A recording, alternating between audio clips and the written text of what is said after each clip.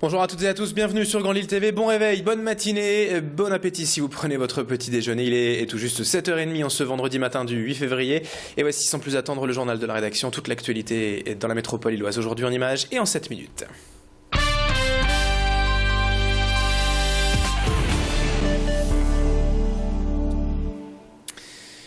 Et on démarre tout d'abord ce journal avec un mot de la météo et ces images de neige. Ce matin, attention, quelques gros flocons sont tombés par endroits depuis 6h30 dans la métropole lilloise et une petite couche de neige, vous le voyez, recouvre déjà les routes. Alors prudence si vous devez prendre la voiture ce matin. On fera un point complet, météo et trafic juste après ce journal, car il faut bien noter que cette neige ne devrait pas durer tout de même. Vers 8h, 8h30, les précipitations devraient s'estomper et aujourd'hui le temps devrait être sec. On fera un point donc météo juste après ce journal. L'information à la une en tout cas de cette matinée dans la région, c'est le célèbre tableau de Delacroix, La liberté guidant le peuple, dégradé hier par une visiteuse au musée du Louvre-Lens. Juste avant la fermeture hier soir, la jeune femme de 28 ans a écrit au marqueur indélébile au bas de l'œuvre. Elle a été, je cite, immédiatement appréhendée par un agent de surveillance et un visiteur puis remise à la police et placée en garde à vue selon un communiqué diffusé hier par le musée. Mais heureusement à première vue, cette dégradation superficielle devrait pouvoir être nettoyé facilement. Le tableau en tout cas a été retiré et va maintenant être examiné de près par les experts du Louvre parisien dépêchés sur place. Toujours à la une de cette édition, on s'intéresse à présent à l'installation des toutes premières lignes de vie dans le canal de Roubaix. Une entreprise des Alpes est venue tout spécialement cette semaine pour sécuriser le canal, comme elle l'avait déjà fait d'ailleurs pour les bords de la Deûle, à Lille, il y a plusieurs mois. Il y a en tout 3,5 km de berges à sécuriser pour éviter que de nouveaux accidents ne se produisent. Une ligne de vie permet en effet aux personnes tombées dans l'eau de s'accrocher, de se maintenir à flot en attendant les secours. Hier, ils ont donc démarré l'installation des 290 cales de points d'ancrage et c'est lundi seulement qu'ils passeront la fameuse corde sur toute la longueur des berges. Explication complémentaire avec Slimane Tir, le président de l'espace naturel Lille Métropole, responsable de l'opération au micro de Macha Grenessen. Nous avons pris depuis le mois de décembre maintenant définitivement la communauté urbaine la gestion de la liaison de l'ESCO, canal de Roubaix, marque urbaine, etc.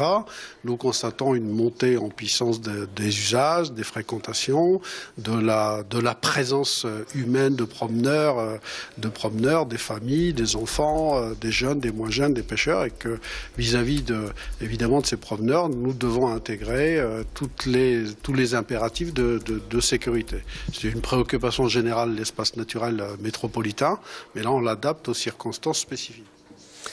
Dans l'actualité également aujourd'hui, alors que le ministre de l'Éducation nationale, Vincent Peillon, va bientôt proposer et présenter au gouvernement sa réforme des rythmes scolaires. Retour sur l'expérience menée au groupe Lamartine à l'Homme depuis 2 ans et demi, où l'école est organisée sur un rythme de travail tout à fait différent. Ici, en fait, les enfants sont en classe 5 jours par semaine, mais ont des activités périscolaires 2 après-midi durant. La mairie et l'école ont travaillé avec une chronobiologiste pour respecter au mieux le rythme des enfants et de la vie de tous. Après 2 ans et demi d'essai, les résultats sont très encourageants. Les élèves semble mieux se concentrer le matin et travaille mieux dans l'ensemble sur ce nouveau rythme, si bien que le dispositif en question devrait être élargi dès la rentrée prochaine à d'autres groupes scolaires. Précision avec le maire de l'Homme, Roger Vico, au micro de Tanguy Lécluse.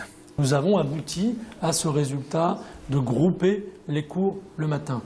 Maintenant, il y a la loi, la réforme de Vincent Peillon, qui arrive, que nous allons devoir bien entendu appliquer. Et donc le système que nous avions conçu il y a 2 ans et demi maintenant, nous allons devoir l'adapter, le moduler, pour pouvoir l'élargir à l'ensemble de la commune. Nous sommes en train d'y réfléchir et dans quelques mois, nous saurons comment, l'année prochaine, nous mettrons les choses en place sur l'ensemble de la commune. Et pour finir ce journal, reportage à Villeneuve-d'Ascq. Les robots étaient à l'honneur hier au Forum départemental des sciences, un grand concours de création et de développement en robotique. 28 équipes de collégiens et de lycéens de la région, de Picardie et de Belgique sont en effet venus présenter leur création de robots hier, tous en compétition et sur le thème de l'anniversaire. Chaque robot est noté par un jury pour son aspect innovant et technique et au menu de la créativité, de la précision mécanique. Un reportage signé Adélaïde Bollard. Depuis novembre, ces élèves du lycée Colbert de Tourcoing préparent leurs robots, avec un seul objectif en tête, mettre tout en œuvre pour gagner le concours Robots sans frontières. Notre robot il joue sur la vitesse, on essaie de ramasser plus vite de gobelets et plus de gobelets que l'adversaire. Et ensuite ça se fait à la chaîne, vu que le système est sur le côté, on peut rouler et taper côte à côte chaque bougie. On tape les bougies, de l'autre côté du terrain on a aussi des cadeaux à taper.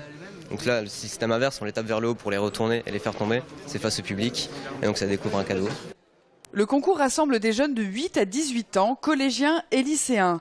Même si c'est une compétition, l'encadrement met avant tout en avant le plaisir des jeunes. D'une part, c'est les intéresser, effectivement, et surtout leur donner la possibilité de pouvoir s'exprimer, de pouvoir réaliser leurs idées, de passer des idées à la réalisation concrète.